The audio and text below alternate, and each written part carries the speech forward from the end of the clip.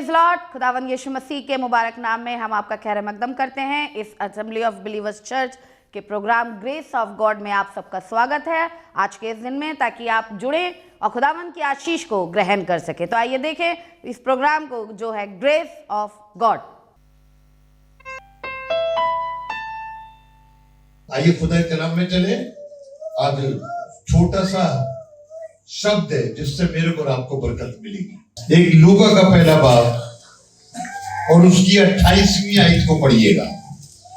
लूका का पहला बाब और उसकी 28वीं आयत में कुछ ऐसा लिखा है, उर्दू में ऐसा लिखा है, सरदूत ने उसके पास भीतर आकर फरिश्ते ने उसके पास अंदर आके कहा, आनंद और जय तेरी हो। आनंद और जय तेरी हो। लोग क्रिसमस का ये पैगाम जो खुदावन ने अपने चहते जबराइल के जरिए से एक लड़की के पास भेजा, उसने किसी बड़े बड़े काहिन के पास नहीं भेजा, उसने किसी राजा के पास नहीं भेजा, उसने अपने काम को कराने के लिए एक लड़की को चुना और वो भी जो कुंवारी थी। और जबराइल ने आकर उससे एक बात कही, सुनिएगा। फरिश्ते ने उसके पास आकर कहा, फरिश्ते ने उसके पास आके कहा, ऐ खातून, आए खातून, जिस पर खुदा का खास फजल हुआ जिस है, पर तेरे पर खुदा का खास फजल हुआ है। यानी फजल तो सब पे होता रहा। फजल दुनिया में पहले भी बहुत बार होता रहा, लेकिन उसमें लिखा है आए खातून। खातून माने आए लड़की, आए महिला, आए स्त्री, आए खातून, तुझ पर खुदा का खास फजल हुआ है। बहुत बड़ा फजल हुआ है। फजल मालूम जाते कि लोग किसे कहते हैं? ग्रेस, ग्रेस जो बगैर मांगे ही आपको मिल जाए। यूहन्ना के पहले बाब में लिखा है, उसकी 14वीं आयत में अगर आप पढ़ेंगे तो बहुत अच्छा लिखा है। हमारे ये लीडर कहां भाग गया? उसको ऐसी आ जाना चाहिए था जैसे बैठते थे। और कलाम देहदारी हुआ और अनुग्रह सच्चाई से परिपूर्ण होकर, अनुग्रह, और उर्दू में पढ़िए ना, और जल्दी से बुला के लाए उस लड़की को। हाँ, और कलाम मुजस्सिम हुआ, और कलाम मुजस्सिम हुआ, फजल और सच्चाई से भरकर, फजल और सच्चाई से भरकर हमारे दरमियान रहा, हमारे दरमियान रहा। और हमने उसका ऐसा जलाल देखा, और हमने उसका ऐसा जलाल देखा, जैसा बाप के एक लौते का जलाल। यानी बाप के इकलौते मतलब जो इकलौता बेटा होता है, बाप की सारी ताकत उसी के पास होती है। तभी तो खुदावन ने कहा था सारे पहलौठे मेरे हैं। आज खुदावन आपकी जिंदगी से ये बात कहना चाहता है, जब खुदा के फजल को हासिल करने की कोशिश करें। दुनिया में सारे लोग, आधे से ज्यादा लोग धन को पाने की कोशिश कर रहे हैं कि हम धनी बन जाए, अपना स्टैंडर्ड बड़ा करने की कोशिश कर रहे हैं कि हम दिखे कुछ हैं।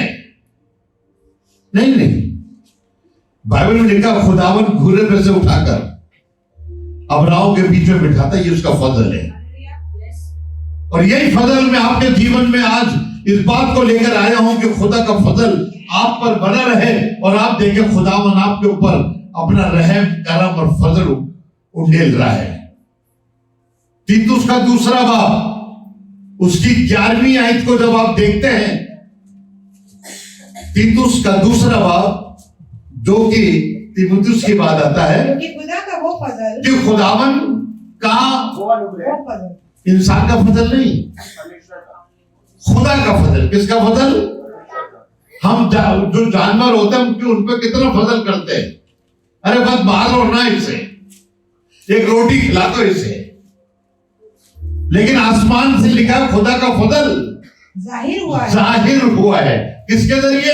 यीशु मसीह के जरिए जाहिर हुआ है, जो सारे आदमियों की नजात का बाइस है, जो सारे आदमियों का, मनुष्य का उद्धार का कारण है। फजल क्या कर रहा है? उद्धार। हम बहुतों को रुपए दे देते हैं, ये फजल है आपका कि आप उसको दे रहे हैं, लेकिन आप उसे उद्धार नहीं दे सकते। आप उसे उद्धार नहीं दे सकते, लेकिन आसमान का खुदा अपने फजल से आपको उद्धार दे रहा है। और आज मैं इसी बात को, फजल और उद्धार को एक साथ जोड़ना चाहता हूं कि आपके ऊपर फजल इसलिए हुआ है कि आपको नजात मिले। लो without salvation you will not enter in the heavenly kingdom. और यही सैल्वेशन हमें इसी शरीर में लेना है।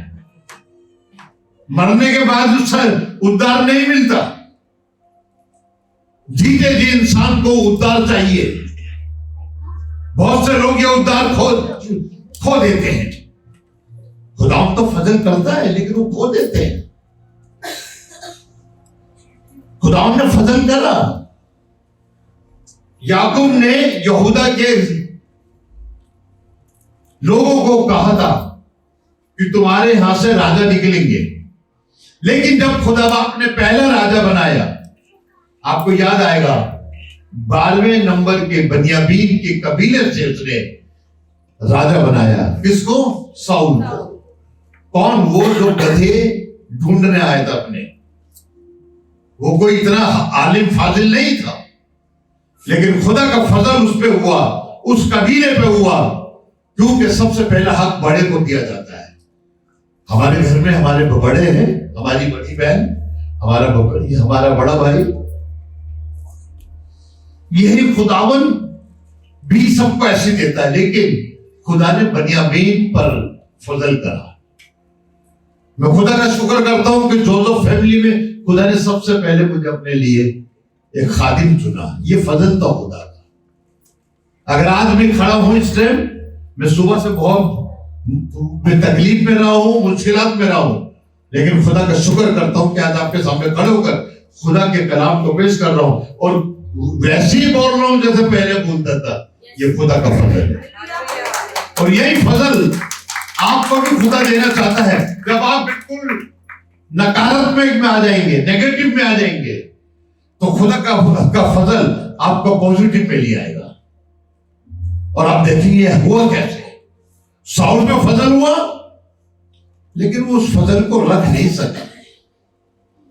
जब हम पर फजल होता है तो हमको खुदा के फजल को पकड़े रहना चाहिए। इब्रानी की किताब उसका 12वां बाब और उसकी 28वीं आयत में आप इस बात को पढ़ेंगे जहां पे लिखा है, बस हम वो बादशाह, बस क्या चीज? बस हम वो बादशाह दिखाई नहीं दे रही है अभी। एक बादशाह है जो आसमान पर मेरे और आपके लिए चुनी गई है। बस हम वो बादशाह पाकर जो हिलने की नहीं। क्या? बहुत सी बादशाह हिल गई। साउल की बादशाह हिल गई, सिकंदर आजम की बादशाह हिल गई। दुनिया में, हिंदुस्तान में कितनी पार्टी आई, लेकिन उनकी बादशाह हिल गई। आज जो बादशाह कर रहा हूं वो भी हिल जाएगी एक दिन, लेकिन खुदावन की वो बादशाह जी उस फजल को हाथ से ना दे, उस फजल को हाथ से ना दे, हाथ से जाने ना दे। ये हमारे हाथ से निकल ना जाए। बहुत सी चीज हमारे हाथ से निकल जाते, हमारे बच्चे हमारे आंखों के सामने निकल जाते हैं, छोटी उम्र में चले जाते हैं, गंदगी में चले जाते हैं। खुदा ने फजल करा है मेरी मां के ऊपर, मेरे बाप के ऊपर फजल करा। उसने हमारे बाप को 7 बेटे और 4 बेटियां दी। ये फजल था। सब हमारे पापा को कहते थे कि तुमने जो टीम बना ली, तो मेरे पापा कहते थे एक की कमी है भी। जो टीम तो 12 की बनती है ना, वो एक्स्ट्रा में रहता है कि हाँ भाई, जो जैसे स्टपनी होती है ऐसे उसको रखा जाता है।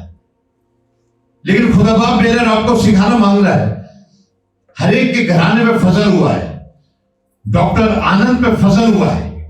चाहे इनके कितने लोग इनके खिलाफ हो, लेकिन ये खुदा के साथ खड़े हैं और खुदावन इनको कसरत से फजल लेने जाना है।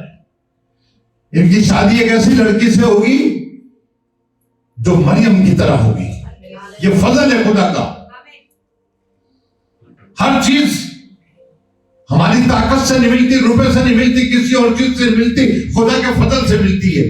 मेरे को बोलने का जो तरीका दिया मेरे अपने तरीके से नहीं, खुदा के फजल से मिली है।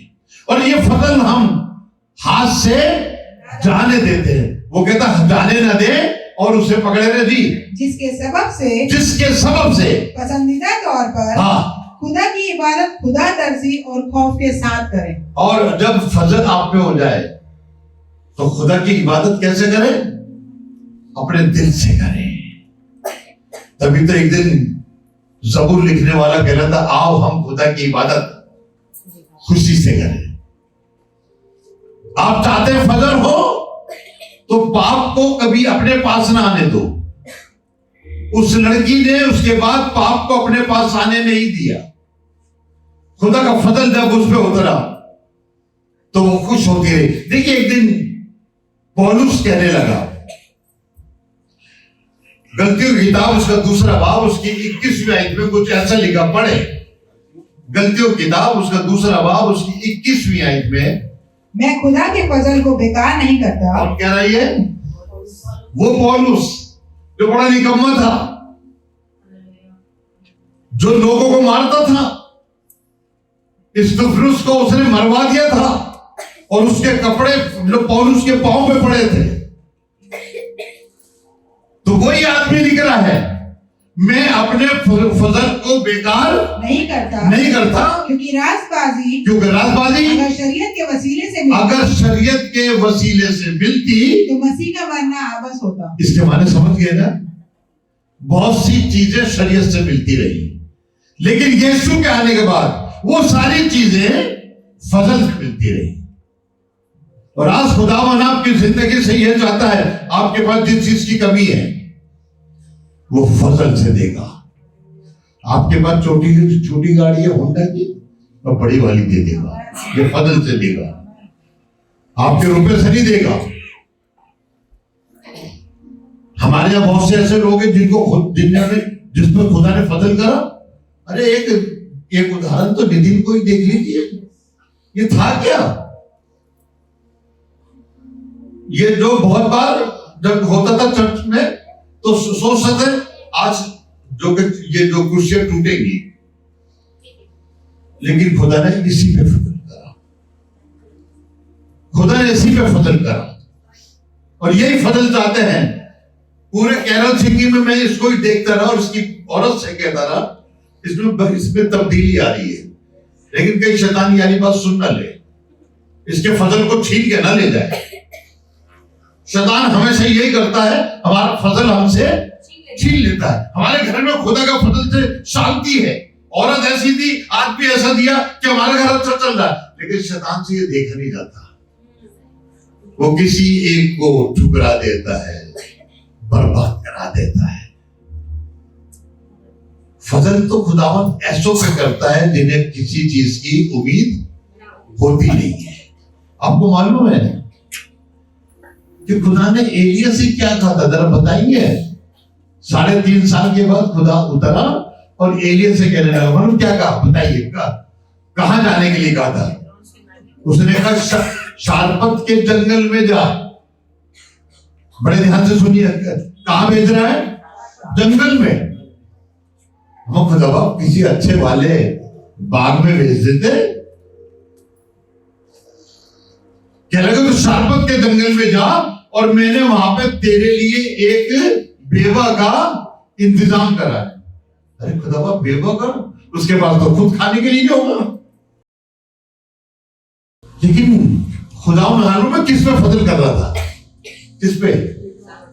विधवा पे। एलिया पे नहीं कर रहा था।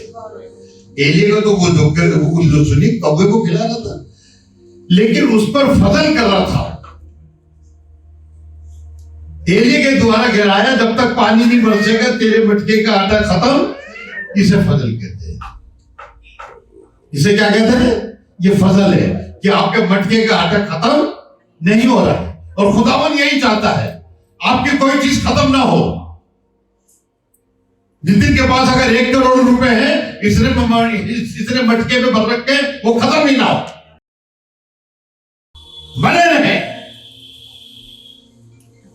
और जो कि वो औरत कह रही थी आज मर जाएंगे, क्या कह रही थी? आज मर जाएंगे, मैं और मेरा बेटा हम दोनों मर जाएंगे।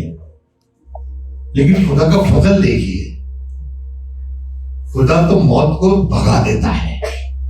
जब मैं आया था तो मैं बिल्कुल परेशान था, मैं सुबह से परेशान हूं, गाड़ी चला के गया था तो चक्कर आ रहे थे। लेकिन खुदावन साथ रहता है ना, तो वो कुछ होने नहीं देता।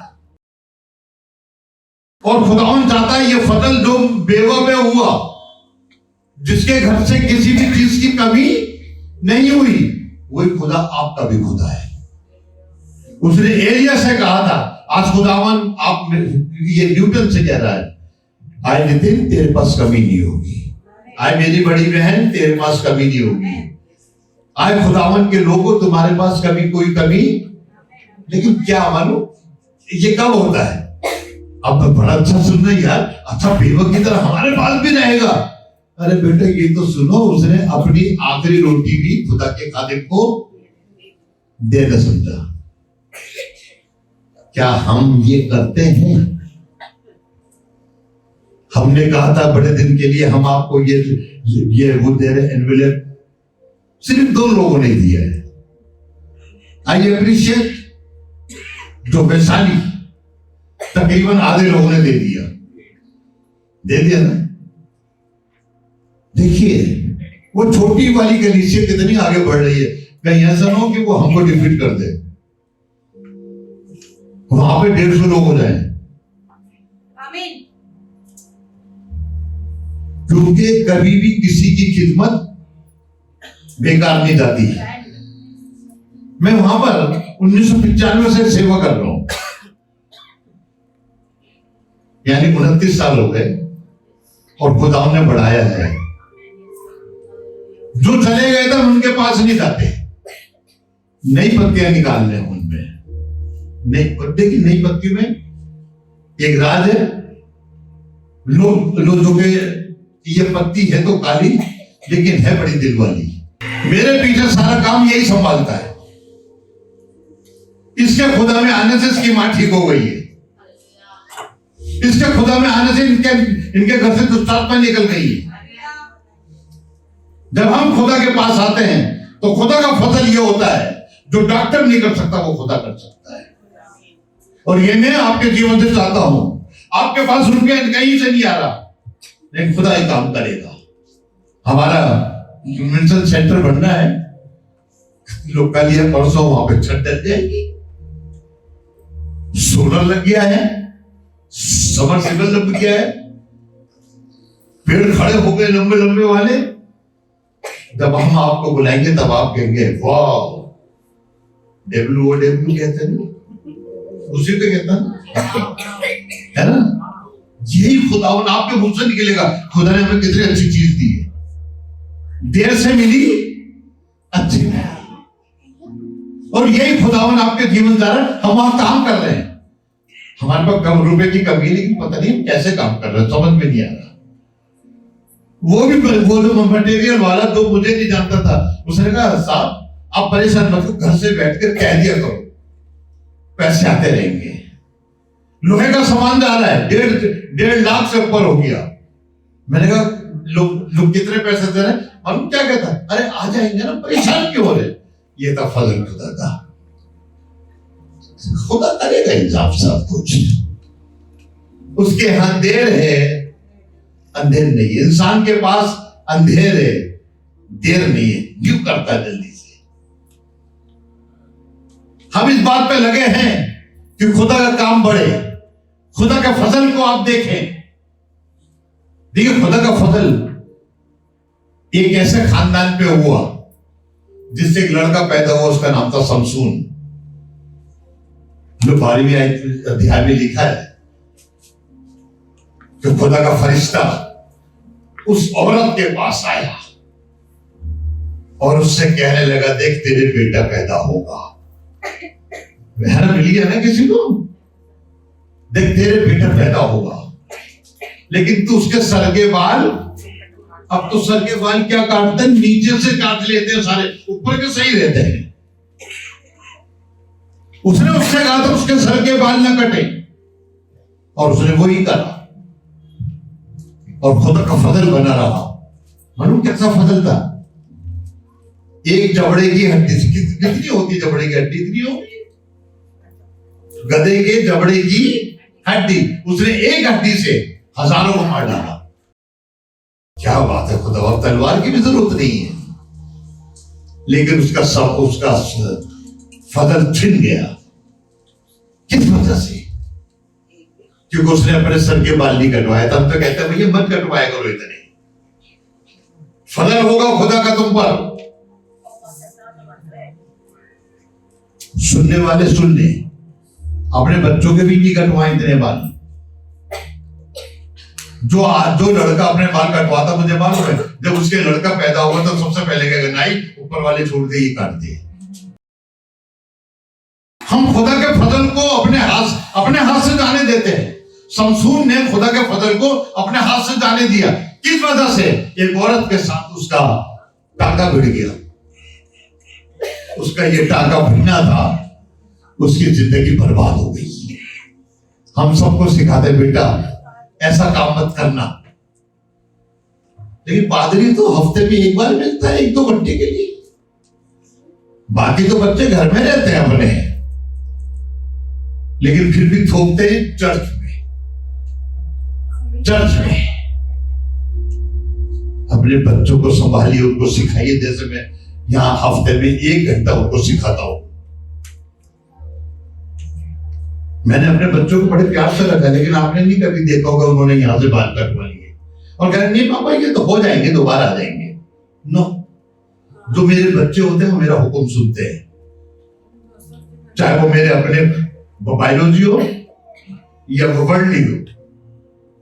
सब बच्चे मेरा हुक्म सुनते हैं और खुदा उनसे खुश होता है। हालेलुया। हमारे 4 दिन की कैरल सिंगिंग में 15,000 से ज्यादा है। अच्छी बात है।